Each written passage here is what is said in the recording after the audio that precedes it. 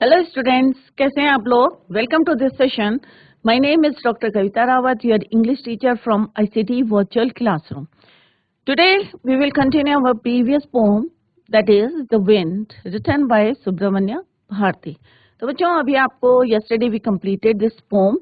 तो आज हम we are going to discuss the question answers and summary of this poem. तो बच्चों, अगर कहीं पे आपको कोई डाउट है तो आप पूछ सकते हैं. जैसे हमने यहाँ पे देखा कि सुब्रमण्य भारती जो इसके पोएट हैं, किस तरह से उन्होंने विंड को सिंबलाइज करा है, किससे जो चैलेंजेस और जो हम प्रॉब्लम्स फेस करते हैं लाइफ में उससे सिंबलाइज करा है. और उन्होंने यहाँ पे पोम के थ्रू बताया है कि किस तरह से विंड भी किसका साथ देती है, जो स्ट्रांग होते हैं. तो आप लोगों ने देखा होगा जब स्ट्रांग विंड आती है तो किस तरह से इवन जो पेड़ होते हैं वो भी अपरूट हो जाते हैं, जो जिनकी जड़ें जो है मजबूत नहीं होती. तो यहाँ पे उसको सिंबलाइज किससे करा है? हमारे जो चैलेंजेस है, अगर हम स्ट्रांग होंगे तो इजीली हम जो है अपनी प्रॉब्लम्स को सॉल्व कर सकते हैं और सक्सेस हो सकते हैं. क्लियर? तो इसी के जो है अभी हम we are going to discuss the question answer. Let's go to smart board screen.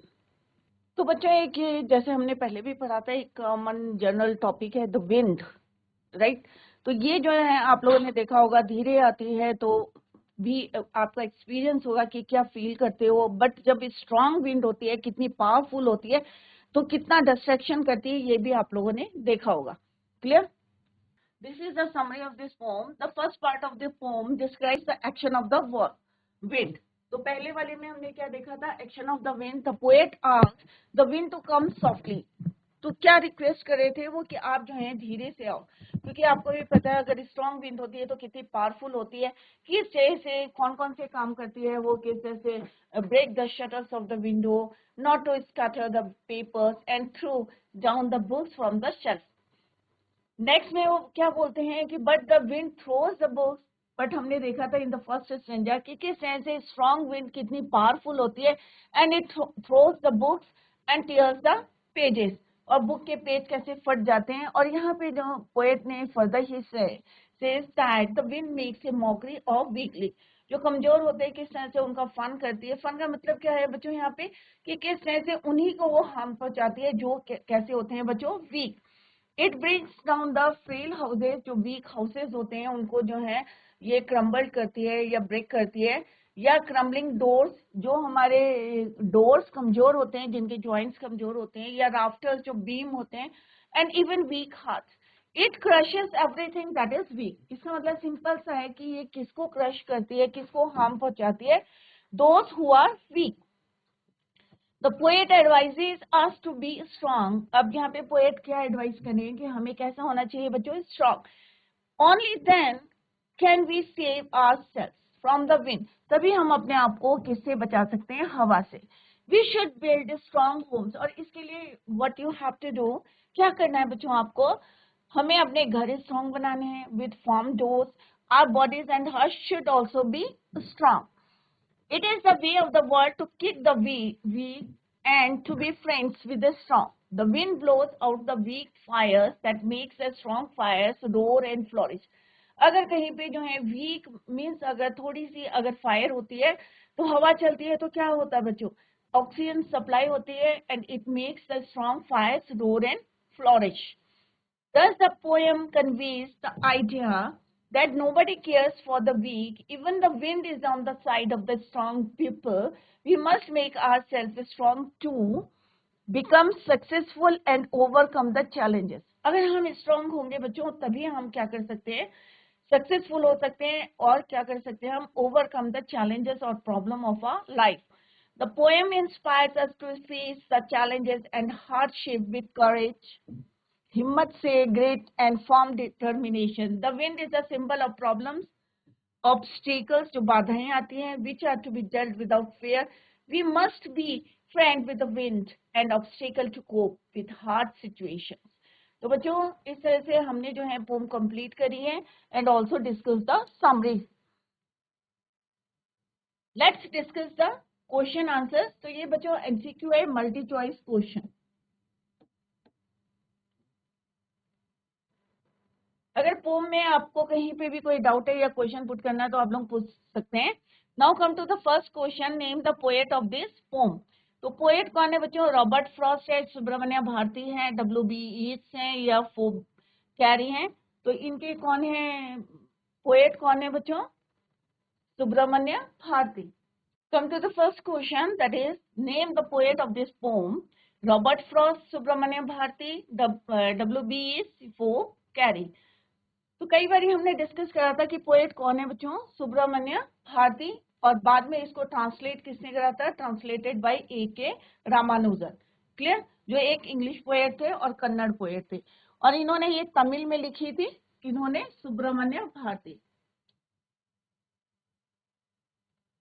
Next question क्या है बच्चों? We can make friends with the wind god. हम कब बना सकते हैं विंड गॉड को friend? If we are true, honest, strong और रिस्पेक्टफुल। तो ऑब्वियसली जब हम स्ट्रांग होंगे तभी हम we can make friends with the wind god. Clear? तो C option is the right answer. Next is what does the wind poke fun at. अब किस पे जो है वो फन करती है विंड?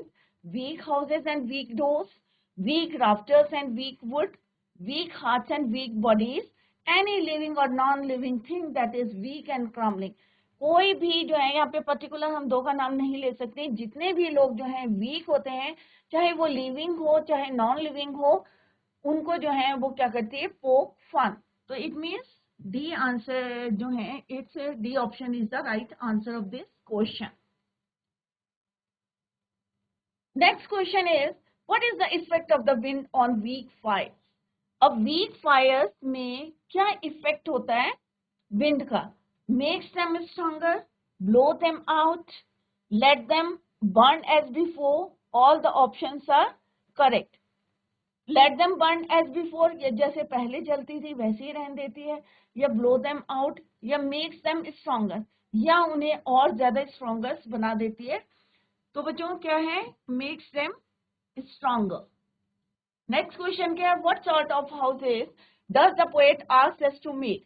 अब पोएट ने हमें क्या बोला है, सुब्रमण्य भारती जो पोएट है इस पोम के, कि हमें किस टाइप के घर बनाने चाहिए? Luxury houses, huts, strong houses या वीक हाउसेस। तो बच्चों अगर वीक हाउसेस बनाएंगे तो क्या होगा? फिर से जो है स्ट्रॉन्ग विंड का जो इफेक्ट किस पे पड़ेगा? वीक हाउस में। हट्स में भी सेम है। लग्जरी हाउसेस के लिए तो बोला नहीं है सुब्रमण्य, तो it mean C option is the right answer, strong houses. तो अगर हमें विंड से अपने आप को प्रोटेक्ट करना है तो हमें कैसे घर बनाने हैं? Strong houses. Who does the wind make fun of. किसका मजाक बनाती हैं wind? The rich, the strong, the weak, none of these. तो बच्चों किसका फन करती है? अभी हमने थोड़ी देर पहले क्वेश्चन किया था। The wind make fun of weak, जितने कमजोर लोग होते हैं उनका क्या करती है? फन, मजाक करती है। What does the next question is what does the poet want the wind to do. क्या चाहते हैं विंड? पोएट क्या चाहते हैं विंड से to do? Don't break the shutters of the windows, don't scatter the papers, don't through down the books. तो यहाँ पे तीन चीजें उन्होंने बोली हैं कि किसके शटर्स नहीं तोड़ने? विंडो के। Don't scatter the papers, papers को बिखेरने, स्कैटर नहीं होने दो। Don't throw down the books, जो बुक्स शेल्फ में उन्हें नीचे मत गिराओ। तो बच्चों तीनों चीजें बोली थी, ये don't break the shutters, don't scatter the papers, don't throw down the books from the shelf. It means D option is the right answer. Clear? So all of the above.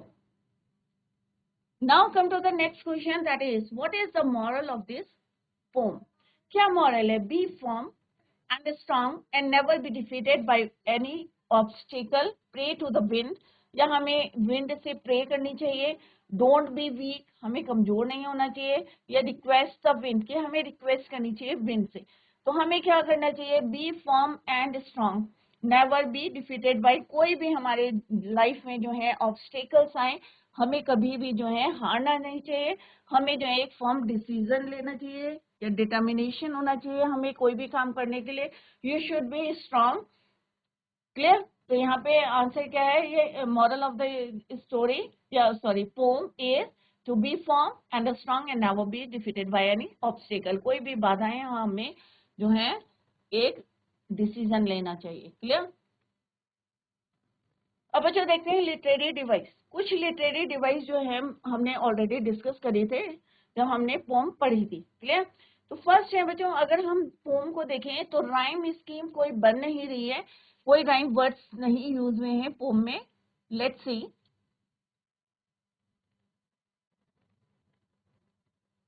तो बच्चों राफ्टर्स, टर्स, हार्ट्स, कोई rhyme बन रहा है बच्चों? नहीं बन रहा है। देम ऑल राइम बन रहा है? नहीं बन रहा है। Similarly, in this stanza, softly, windows, paper, shelf, down, books, again, weekly. कहीं पे कोई राइम स्कीम नहीं है, तो इसका मतलब क्या है बच्चों? ये यहाँ पे कोई राइम स्कीम नहीं है।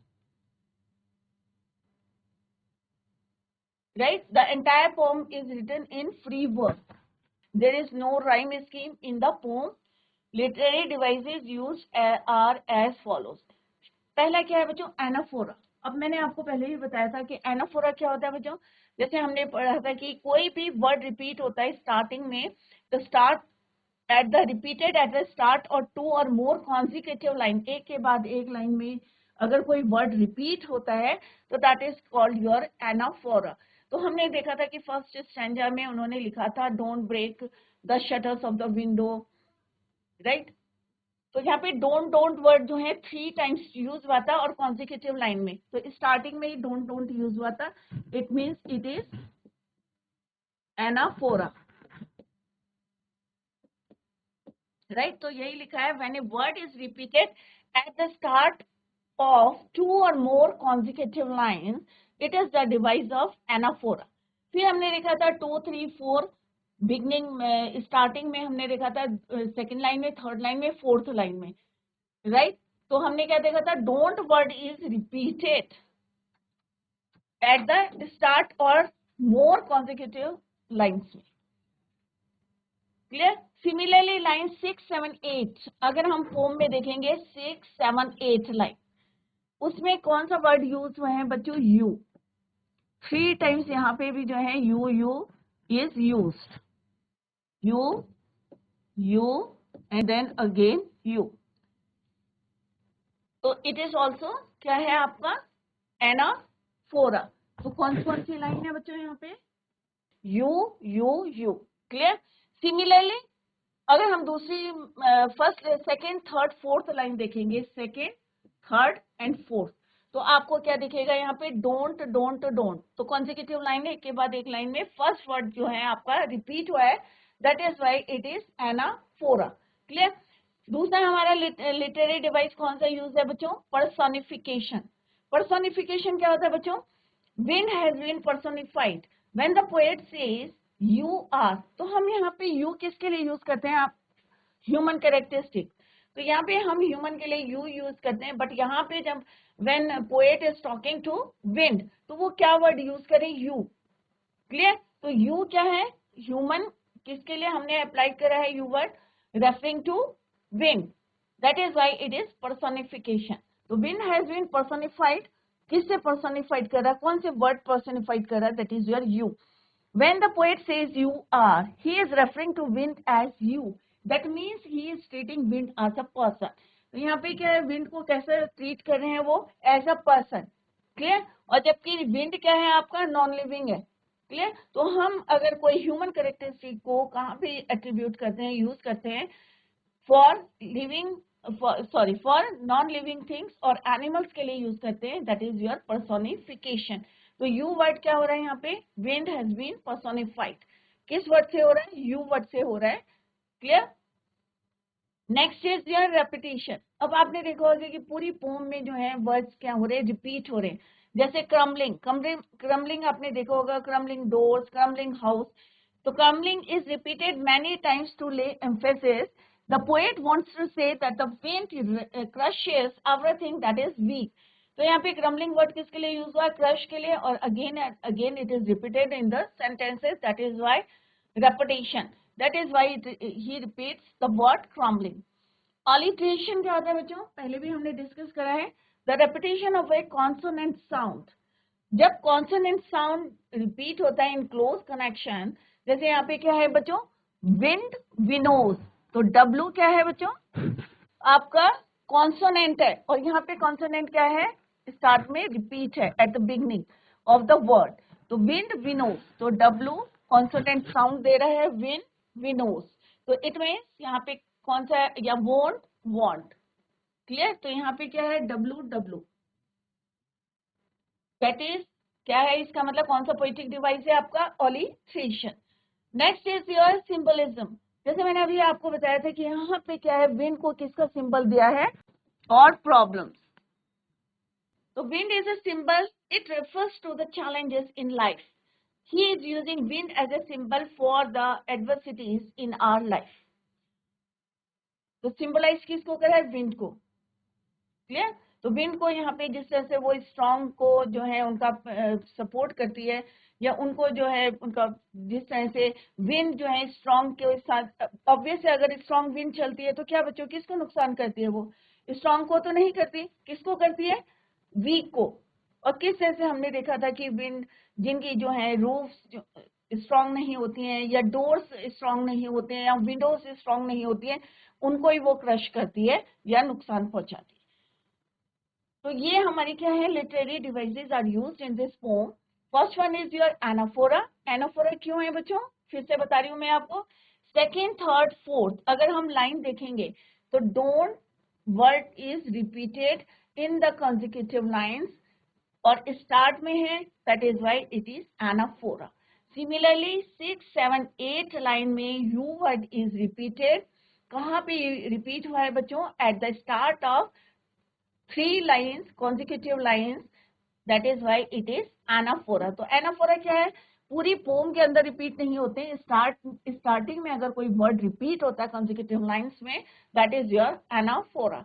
पर्सोनिफिकेशन किसको बोलते हैं, कि अगर हमें जो है ह्यूमन कैरेक्टरिस्टिक्स को हम किसके लिए यूज करते हैं, for non living things and animals, तो उसे क्या बोलते हैं बच्चों, पर्सोनिफिकेशन। तो यहाँ पे हमने विंड के लिए क्या यूज करा है, यू, और मोस्टली यू किसके लिए आप यूज करते हैं, ह्यूमन बींग्स के लिए।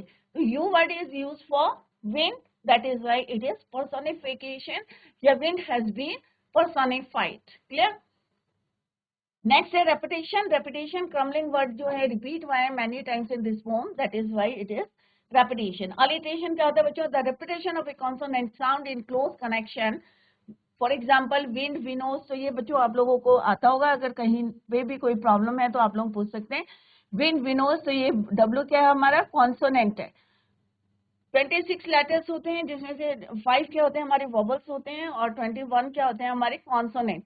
तो अगर किसी भी लाइन में जो है क्या रिपीट होता है, का कॉन्सोनेंट साउंड रिपीट होता है in close connection, that is your alliteration. Similarly symbolism, यहाँ पे विंड को सिंबलाइज करा है for the challenges and problems of किसी की भी लाइफ में है, in our life, that is your symbolism, clear. Now come to the first question. तो अभी हमने लिटरेरी डिवाइस कर लिए हैं, मल्टी चॉइस क्वेश्चंस कर लिए हैं। Let's do first question, what are the things the wind does in the first stanza. तो मैंने आपको तब भी बोला था कि फर्स्ट स्टैंजा में कौन कौन सी चीजें हैं, what are the things the wind does, कौन कौन सी चीजें उन्होंने करी थी। When the wind blows violently it destroys everything. तो जब भी कोई विंड स्ट्रांग होती है तो बहुत ज्यादा पावरफुल होती है, इट डिस्ट्रॉयज एवरीथिंग। अब क्या क्या करती है बच्चों, फर्स्ट स्टैंजा में क्या क्या बोला, it breaks the shutters of windows, scatters the papers, right. तो आप जो है नंबर डाल के याद करें तो आपको इजी होगा to learn the answers. Shutters of windows, scatters the paper, next is throws the books down from the shelves, tears their pages. अगर कोई बुक के जो है पेजेस, क्या होता है बच्चों, स्ट्रॉन्ग विंड चल रही है और बुक आपके नीचे पड़ी तो उसके पेज क्या होते हैं, बार बार टर्न होते हैं और फिर क्या हो जाते हैं, टीयर, क्लियर, ये टोर हो जाते हैं, टूट जाते हैं। तो टीयर का सेकंड फॉर्म क्या है आपका, tore. Their pages and brings along a lot of rain, और उसके बाद क्या होती है, बहुत सारी बारिश भी हो जाती है। कभी कभी जो है आपने देखा होगा स्ट्रॉन्ग विंड है और फिर बारिश हो रही है। तो ये वाली चीज है जो हमने फर्स्ट स्टैंजा में पढ़ी थी बच्चों, what are the things the wind does in the first stanza. What should we do to make friends with the wind. अब हमें जो है सुब्रमण्य भारती जो इसके पोएट हैं उन्होंने क्या बोला है कि हमें क्या करना चाहिए, what should we do to make friends with the wind. अब विंड के साथ अगर आपको स्ट्रांग बनना है या फ्रेंड बनना है, उनके साथ फ्रेंडशिप करनी है, तो हमें क्या करना पड़ेगा, हमें स्ट्रांग बनना पड़ेगा। We must make ourselves strong to face violent wind. When we will be strong, the wind will not harm us. Instead, it will become a friend and help us to grow and flourish. अगर हम strong होंगे तो कोई भी problem आपके चाहे life में हो, चाहे या विंड के थ्रू बताने की कोशिश करी है पोएट सुब्रमण्य भारती ने। क्लियर? नेक्स्ट क्वेश्चन क्या बच्चों, what does the poet say the wind god we knows. अब पोएट, यहाँ पे पोएट सुब्रमण्य भारती ने क्या बताया है कि wind god we knows. The wind god we knows means that nature shifts the weak things from the strong ones. अब यहाँ पे विनोज का क्या है मतलब बच्चों, आपने देखा होगा ग्रेन्स ऑफ व्हीट, जैसे कल भी यस्टरडे भी डिस्कस कि किस तरह से जो उसका वेस्ट होता है, जो हस्क होता है, किस तरह से उसको वीक को और स्ट्रॉन्ग को अलग अलग करती है, सेपरेट करती है विंड। तो वो यहाँ पे पोएट ने डिस्कस कराया है। Everything that is week is tossed by the powerful wind and gets destroyed, just like the winnow separates the grains of wheat from the chaff. Similarly, the wind god separates the weak from the strong. तो यहाँ पे wheat को और उसके husk से compare करके बताया है कि किस तरह से स्ट्रॉन्ग विंड जो है वीट को वहीं रहने देती है और हस्क को सेपरेट करती है। सिमिलरली अगर हम जो है स्ट्रॉन्ग होंगे तो कोई भी हमें बीट नहीं कर सकता, अगर हम वीक होंगे तो ऑब्वियस है कि हमें सब लोग जो हैं बीट कर सकते हैं, हरा सकते हैं। Clear? What do the last four lines in the poem mean to you? The last four lines of the poem carry an important message that strong people emerge stronger and victorious in the face of adversities. We must make ourselves strong like a burning fire. अब उन्होंने किसका example दिया कि एक अगर थोड़ी सी भी आग होती है और अगर स्ट्रॉन्ग विंड चलती है, ब्लो करती है, तो क्या होता है बच्चों, और फ्लोरिश करती है। राइट? तो इसी तरह से उन्होंने यहाँ पे बताया है कि we must make ourselves strong like a burning fire which grows and flourishes in the violent wind. कि कितना भी कोई जो है स्ट्रांग होगा, अगर आप स्ट्रांग होंगे तो आपको कोई बीट नहीं कर सकता। We also prosper in the face of challenges. Clear? अब थीम क्या है इसका बच्चों, द विंड पोम का थीम क्या है? We all know that wind is a natural phenomenon. अब कोई ये थोड़ी है कि कोई जबरदस्ती हम चला रहे हैं या वो कर रहे हैं, ये क्या है, एक natural phenomena. In this poem the poet talks to the wind, जैसे हमने पहले भी पढ़ा था कि किससे बातें कर रहे थे, he was talking to wind. The power of wind has been described and the poet says that wind is destructive. Obvious है, आपको पता है कि जैसे स्ट्रॉन्ग विंड आती है तो अगर हमारी छत जो है वीक होती है तो किस तरह से उड़ा के ले जा लेती है, कितना डिस्ट्रक्टिव होती है। ही हैज लिंक, कई बार जो है ट्रीज अपरूट हो जाते हैं। क्यों हो जाते हैं? क्योंकि उनकी रूट्स इतनी डीप नहीं होती हैं। और विंड जो है यहाँ पे बताया गया है कि विंड कितनी डिस्ट्रक्टिव होती है, कितनी पावरफुल होती है। He has link the destructive power of wind to the adversities of life, जो हमारे लाइफ में इतनी चेंजेस होते हैं उनके लिए, और जो हम प्रॉब्लम्स को फेस करते हैं। And see is that the weak people break down but stronger people emerge out of adversities. अगर बच्चों आपको देखें तो आपके क्लास में भी कोई बच्चे वीक होंगे पढ़ाई में, कोई क्या होंगे, स्ट्रांग होंगे, तेज होंगे। Clear?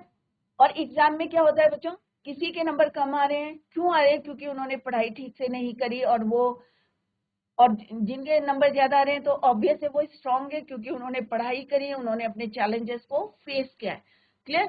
The poem gives an important message that we should be mentally and physically strong in order to survive the hardships of life. अगर हमें मेंटली और फिजिकली दोनों तरह से हमें क्या होना चाहिए, strong. A weak person breaks down like a weak building and crumbles.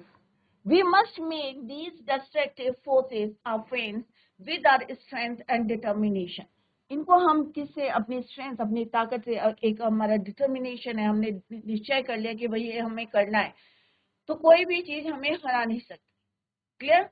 तो यहाँ पे जो है this is the message you can say from this pome. किसने दिया है? सुब्रमण्य भारती ने हमें देने की कोशिश करी है कि we should be mentally and physically strong in order to survive the hardship of life. क्योंकि लाइफ में क्या है, हमारे सुख हैं तो दुख भी हैं। अगर हमें उनको जो है एक प्री प्लान या हम स्ट्रांग बन के उनको फेस करते हैं मेंटली और फिजिकली स्ट्रांग बन के, तो हम सरवाइव कर सकते हैं। अ वीक पर्सन, अगर कोई वीक है तो किस तरह से ब्रेक्स डाउन हो जाते हैं, किस तरह से यहाँ पे कंपेयर करा है, like a weak building and crumbles. अगर हमें स्ट्रांग होना है, we must make this destructive forces our friends. अगर यही डिस्ट्रक्टिव फोर्सेस जो हमारे चैलेंजेस हैं, हमें उनको फ्रेंड बनाना है विथ आवर स्ट्रेंथ। हमें अपनी ताकत से और अपने निश्चय से, डिटर्मिनेशन से उनको हम अपना फ्रेंड बना सकते हैं। क्लियर? कुछ क्वेश्चन बच्चों इस टाइप के आते हैं और कुछ आते हैं आपके extract based question. Extract based question means, क्योंकि आपके 9th क्लास है, बोर्ड में भी इसी टाइप के क्वेश्चन आते हैं। कुछ 20-30 वर्ड्स के आते हैं और कुछ आते हैं आपके एक्सट्रैक्ट बेस्ड क्वेश्चन। तो यहाँ पे wind comes softly, don't break the shutters of the windows, don't scatter the papers, don't throw down the books on the shelf। तो बच्चों हमने अभी थोड़ी देर पहले पढ़ा था कि second, third, fourth, second, third, fourth में डोंट वर्ड क्या हुआ है? रिपीट हुआ है। तो इट मीन्स यहाँ पे कौन सा लिटरेरी डिवाइस है आपका? एनाफोरा। क्योंकि यहाँ पे क्या है? कॉन्जिक्यूटिव लाइन से, एक के बाद एक लाइन है कॉन्जिक्यूटिव लाइन से, और फर्स्ट वर्ड क्या है? रिपीट हुआ है। बीच में नहीं देखना आपको, फर्स्ट में देखना है, at the start of the word या start of the line. Clear? तो फर्स्ट क्वेश्चन देखते हैं। Let's see the first question, what does the poet ask the wind to do. अब जो भी क्वेश्चन यहाँ पे दिए हैं वो किस पे बेस्ड होंगे? एक्सट्रैक्ट पे, जो भी दिया है एक्सट्रैक्ट। तो यहाँ पे फर्स्ट क्वेश्चन क्या है बच्चों? What does the poet ask the wind to do. अब हम क्या लिखेंगे? द पोएट आस्क, आस्क का क्या हो जाएगा बच्चों? Ask the wind to blow gently या blow softly. Clear? Now come to the second question, what does the wind do. अब विंड ने क्या क्या है यहाँ पे क्वेश्चन के यहाँ पे दिया हुआ है एक्सट्रैक्ट में, डोंट ब्रेक द शटर्स। अब उसने क्या क्या है? ब्रेक करे हैं shutters of the windows. The wind breaks, अब यहाँ पे एस क्यों लगाएंगे हम बच्चों? क्योंकि यहाँ पे डस करके क्वेश्चन पूछा है।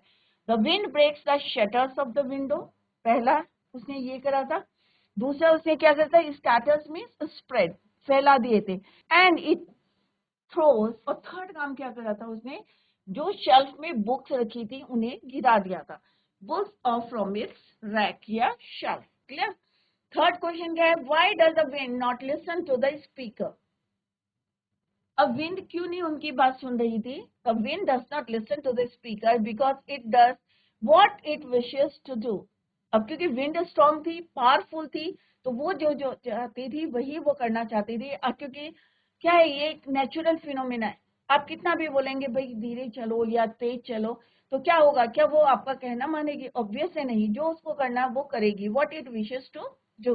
Clear? Give another word for the expression to spread all over. तो इसके लिए आपको जो है एक दूसरा वर्ड देना है, दैट इज योर स्कैटर। तो यहाँ पे already it is given in the extract, that is scatter. Clear? Similarly इस one more stranger is here. अब यहाँ पे क्या बच्चों देखो, इसमें भी क्या है? यू यू यू, ये भी क्या है आपका? Anaphora. Who is you in the above lines. तो यू किसके लिए यूज हुआ है बच्चों? यहाँ पे पर्सोनिफिकेशन भी है यू। तो यू किसके लिए यूज हुआ है बच्चों? विंड के लिए। You in the above lines is the wind. Next question है, व्हाट हैज इट डन। अब उसने क्या क्या है? अब यहाँ पे क्या लिखा हुआ?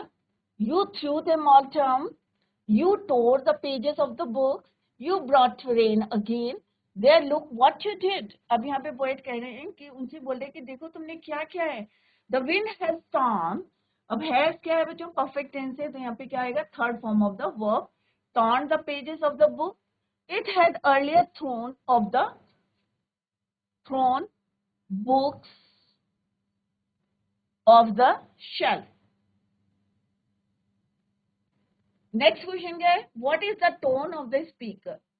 अब टोन कैसा है? यहाँ पे थोड़ा सा एक्यूजिंग कर रहा है विंड को, क्यों एक्यूज कर रहा है, क्योंकि उसने इतना नुकसान कर दिया है, इतने पेजेस बुक के टर्न हो गए हैं, या शेल्फ से बुक्स को नीचे फेंक दिया उसने। क्लियर? तो यहाँ पे द स्पीकर इज रेप्रीमेंडिंग और accusing the wind. Pages of the book it had earlier thrown off the shelf. Clear? क्योंकि book is already written here. तो बच्चों इस टाइप के क्वेश्चंस आते हैं, दोनों टाइप के क्वेश्चंस हमने यहाँ पे डिस्कस करे हैं। मल्टी चॉइस क्वेश्चंस डिस्कस करें, 20-30 वर्ड्स के करें, और सेकंड जो है एक्सट्रैक्ट बेस्ड क्वेश्चंस हमने यहाँ पे डिस्कस करें। सिमिलरली यहाँ पे एक और जो है स्टैंजा है, इसी डिफरेंट स्टैंजा दिया रहेंगे आपको, और उस पे बेस्ड क्वेश्चन है। जैसे यहाँ पे क्या है, the wind is considered as clever, the repetition of the word crumbling is anaphora, कई बार मैंने रिपीट करा इसे। The wind has destroyed the doors, roof of the, जो राफ्टर्स ऑफ वर्ड यहाँ पे यूज हुए हैं। तो इस टाइप के क्वेश्चंस आपके एग्जाम्स में आएंगे। तो बच्चों today we completed our poem the wind written by Subramania Bharati and translated by A K. Ramanujan. तो बच्चों आपकी समझ में आ गया होगा, अगर कहीं पे भी आपको डाउट है तो आप लोग पूछ सकते हैं। और हमने दोनों टाइप के क्वेश्चन जैसे एग्जाम्स में आते हैं उसी टाइप के क्वेश्चंस यहाँ पे डिस्कस करें।